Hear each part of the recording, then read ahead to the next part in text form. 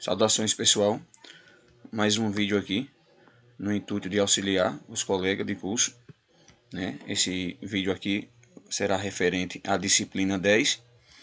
A disciplina 10 fala sobre planejamento e organização do processo de trabalho. A disciplina 10, o conteúdo do e-book está dividido em 5 partes. A primeira parte será sobre planejamento em saúde, tipos e aspectos gerais, métodos de planejamento para serviço de atenção primária em saúde e vigilância e suas potencialidades, limite e aplicações práticas. Além disso, a disciplina 10, deixa eu voltar aqui. Além disso, pessoal, acabei passando aqui. Deixa eu dar aqui um zoom. Diminuir aqui. Além disso, a disciplina 10, outra parte será as técnicas de levantamento das condições de vida e das condições de risco social, mapeamento sociopolítico e ambiental, finalidades e técnicas de interpretação demográfica, organização do processo de trabalho para a qualificação do acesso da longitudinalidade e da integralidade do cuidado, e por fim, as vivências no processo de trabalho das equipes de saúde da família. Para o vídeo não ficar muito longo, a gente vai falar nessa disciplina 10 sobre planejamento e organização do processo de trabalho. Vamos falar sobre o planejamento em saúde, tipos e aspectos gerais, métodos de planejamento para serviços de atenção primária em saúde e vigilância, suas potencialidades, limitações e aplicações práticas, tá bom? Então, pessoal, todos os direitos autorais aqui, todas as fontes de referência do projeto de saúde com a gente, né? Todo o material didático do projeto de saúde com a gente, tá bom? Então, vamos começar por aqui, pessoal, referente ao planejamento em saúde, nós ACS, né, como os ACE também, tanto o agente comunitário de saúde quanto o agente de combate a epidemias, a gente deve participar. Observe o verbo dever, né? Dever é uma obrigação nós, enquanto um dos membros de uma equipe ou de um órgão público, participar da análise da situação de saúde, identificando os fatores de risco e os determinantes e condicionantes em saúde do território. Por que isso aqui é importante, a participação do ACS e do ACE no planejamento de saúde? Porque, pessoal, viabiliza uma maior integração da vigilância em saúde com as equipes multiprofissionais para o planejamento e o desenvolvimento das ações compartilhadas, tá bom? E o planejamento em saúde, ele é essencial para entender o conceito ampliado de saúde, aquele conceito que está tanto na Lei Orgânica de Saúde quanto na Constituição Federal. Então, o planejamento de saúde, ele é essencial para a gente entender o conceito ampliado de saúde, que não vai se restringir na ausência de doença, né, aquele conceito que conhecemos na Lei Orgânica e na Constituição, favorecendo a melhoria das condições de vida e saúde da população. Dessa forma, pessoal, contribuindo uma ferramenta indispensável, né? Que ferramenta é essa? O planejamento em saúde é uma ferramenta indispensável, apoiando a análise da situação de saúde e a definição dos objetivos das atividades dos responsáveis e dos recursos necessários. Por quê? Para enfrentar os problemas. Então, o planejamento de saúde é tanto essencial para entender o conceito de saúde, como ela é uma ferramenta indispensável, tá bom? O planejamento de saúde é um mecanismo relevante porque ele assegura a unicidade e os princípios constitucionais do SUS, né? Por isso que ele é um mecanismo relevante.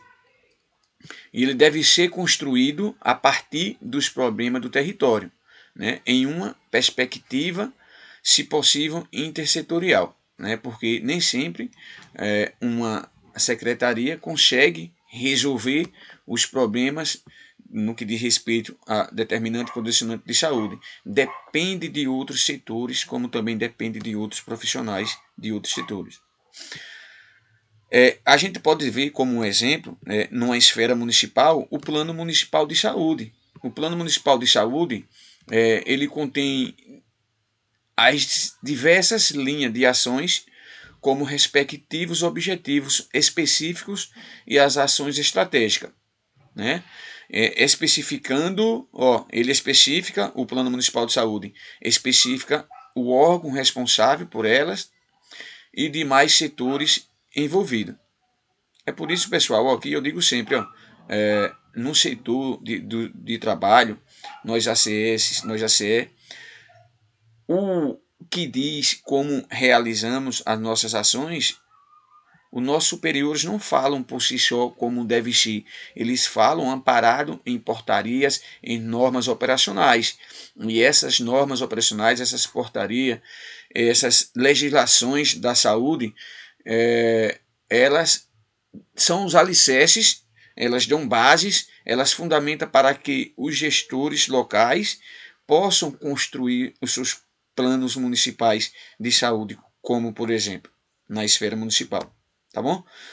Então, pessoal, o planejamento em saúde envolve atores sociais, né? Esses atores sociais, ele objetiva contribuir para a melhoria do nível de saúde da população, tanto quanto seja possível, dado o conhecimento e recursos disponíveis. Agora, referente ao planejamento participativo, deve desenvolver, né, a comunidade por meio de espaço e debates em reunião para construção de propostas e ações no processo coletivo democrático. Quando a gente fala em planejamento participativo, a gente pode ter em mente os conselhos municipais de saúde e as conferências municipais de saúde, né, que são o meio legal, o meio mais importante de envolver, sobretudo, a comunidade nas discussões em planejamento e políticas públicas de saúde. Por isso que é muito importante o planejamento participativo e a comunidade, os seus representantes de tais segmentos devem levar isso aqui muito a sério. Por que deve levar isso aqui muito a sério? Porque eles têm que se colocar, independentemente do segmento que eles representarem, seja representando o segmento gestor, profissional de saúde ou usuários, ele deve se colocar sobretudo como usuário do SUS, porque o SUS é nosso. O SUS não é uma política de saúde de governo. O SUS é uma política de saúde de Estado. Então temos que defender, né, tanto a participação no planejamento participativo, temos que defender de carne e unha, né, essas políticas públicas de saúde do SUS. Porque o SUS é nosso. O SUS é um plano, é uma proposta, é uma política de saúde de Estado e não de governo. Porque enquanto profissional de saúde eu posso estar representando o segmento hoje, amanhã não. Mas eternamente eu serei usuário do SUS. O planejamento de saúde, pessoal, é uma atividade obrigatória, para adequar-se às necessidades de saúde da população, com ações realizadas pela equipe de saúde, inclusive na atenção primária de saúde. Lembre que no fórum, né, ele fala, né, sobre a sua importância no planejamento de saúde e quanto que você pode contribuir. Então aqui essa explicação pode te ajudar bastante na hora de você realizar o debate, participar da sua contribuição no fórum avaliativo da disciplina 10. Então, o planejamento em saúde é uma atividade obrigatória? É obrigatória. Por que é obrigatória? Não existe ações ou serviços realizados numa secretaria de saúde, seja municipal, estadual ou federal, se não existir o plano de saúde.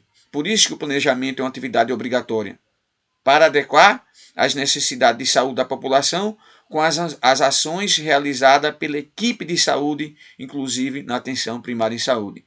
Porque, pessoal, ela orienta. O planejamento, ele é uma atividade obrigatória porque ele orienta como deve ser o processo de trabalho das equipes de saúde da família. Foi o que eu disse, né? Os seus superiores, ele tem que conhecer esses planejamentos para até para dizer a seus subordinados como devem ser realizadas essas ações e não dizer simplesmente numa concepção pessoal, e sim fundamentada pelas normas, portaria, legislações acerca das políticas públicas de saúde do nosso país. Falando sobre planejamento, existem alguns passos para planejar. Quais são os passos? Por exemplo, tem o diagnóstico da comunidade, né? É o primeiro passo.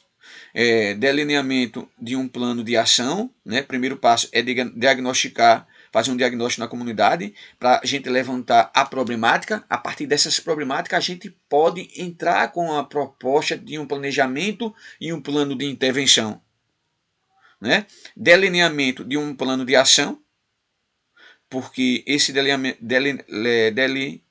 de um plano de ação se dá a partir do diagnóstico da comunidade. Cada ambiente, pessoal, é diferente, né? É como o professor falou durante a aula, né, no vídeo. Isso depende muito do meio ambiente, quais técnicas, né, serão utilizadas. Depende do meio ambiente, se o meio ambiente é litoral, se é lá na Amazônia, se é em outra região do Rio Grande do Sul. Então, isso é muito importante, o ambiente a qual você está atuando. Operacionalização do plano de ação, né? A operacional, como é que deve ser as ações, a avaliação para acompanhar todas as fases do planejamento. Tá certo, pessoal? Essas avaliações, pessoal, no dia a dia, numa esfera municipal, ela se dá através até do relatório da prestação de conta, né? O quadrimestre para avaliar o que deu certo, o que não deu, como deve melhorar naquela parte que não deu certo. Então, os passos para planejar são esses: diagnóstico da comunidade, delineamento de uma ação, de um plano de ação, operacionalização do plano de ação e avaliação. Operacionar é realizar, como deve ser realizado. E referente ao planejamento estratégico situacional, que a gente chama de PES, né? Ele é dividido em quatro partes. Certo? O PES. A parte é dividido, ou melhor, pessoal, é dividido em quatro momentos. É o momento estratégico, né, como pode ser, né? O momento tático operacional, o momento normativo e, por fim, o momento explicativo. No momento explicativo, o PES, né, conhecer é a etapa diagnóstico da situação de saúde no território. Né? É o momento explicativo, que é conhecer. Conhecer o quê? O diagnóstico da situação de saúde do território. Já no momento, pessoal, normativo, que deve ser, ele é definido a partir dos problemas priorizados. O objetivo geral, os específicos e as ações necessárias para resolver cada problema. Os responsáveis, os parceiros eventuais, os opositores, os indicadores para monitorar o alcance das ações, os demais recursos necessários e os prazos a serem cumpridos. A gente pode ter como exemplo os indicadores do Previne, não é isso? E no momento tático operacional, pessoal, ele consiste na aplicação do plano da ação e abrange a programação das ações para o alcance dos objetivos estratégicos, tá certo? E por fim, o último momento do PES, que é o planejamento estratégico situacional, ele pode ser representado de que forma? Prevendo quem irá desenvolver as ações, com quais os recursos e quanto tempo será necessário para a execução dessas ações. Tá certo? Ainda sobre o planejamento estratégico situacional, o PES, entendendo que a situação, por isso que é planejamento estratégico situacional, ele entende que a situação é o conjunto de problemas identificados, descrito e analisado na perspectiva de um determinado ator social. E esse problema, pessoal, aqui, sendo considerado tudo que está fora dos padrões de normalidades. Esse conjunto de problemas identificados é como se fosse o pressuposto para que a gente possa fazer o nosso planejamento e propor hipóteses para solucionar esses problemas. Por isso que esses problemas, pessoal, é considerado como tudo aquilo que está fora da normalidade. Tá bom? E o PES ainda, ele é muito importante porque ele é um instrumento que viabiliza escolhas ante a identificação de situações problemáticas. Tá certo? Olhem, existem outros métodos de planejamento em saúde, né, como o MAP e o ZUP. O MAP ele prioriza a partir de seleção de problemas, a utilização dos problemas em si, a descrição dos problemas, a explicação dos problemas, a formulação da situação objetiva, a seleção de frente-ataque e o desenho de operações e demanda. O outro é o ZUP, né? O ZUP, que é uma técnica de planejamento de intervenção social, para entender a necessidade de ações mais efetivas ligadas aos fatores mais próximos das causas dos problemas, identificados por meio da escuta cuidadosa das pessoas envolvidas e benéficas para a construção conjunta de decisões, que utiliza técnicas tempestade de ideias para construir a primeira listagem de problemas identificados no território. Por isso que a gente pode ver isso como um problema de intervenção social. Tá bom? Então, pessoal, como eu tinha dito, essa disciplina 10 a gente vai dividir as videoaulas em partes, tá bom? Essa aqui foi a primeira parte. Então, isso já pode te ajudar muito. Só essa primeira aula, ela já te dá baseamento para você iniciar a construção do seu debate do fórum da disciplina 10. Então é isso. Se você que está aqui nesse vídeo ainda não é inscrito no canal, se inscreve, tá bom, pessoal? Compartilha nossos vídeos para os demais companheiros ACS e ACE. Valeu, um forte abraço e até a próxima.